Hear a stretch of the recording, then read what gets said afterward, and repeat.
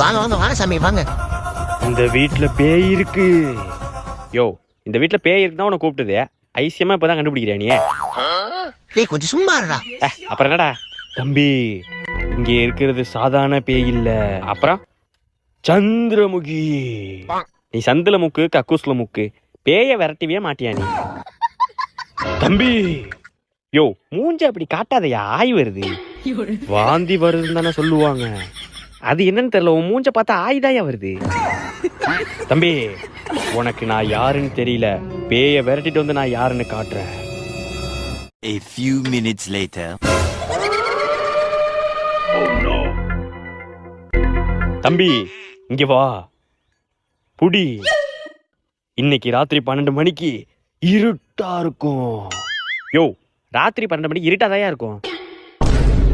தம்பி, அந்த பலூன்ல தான் பேய்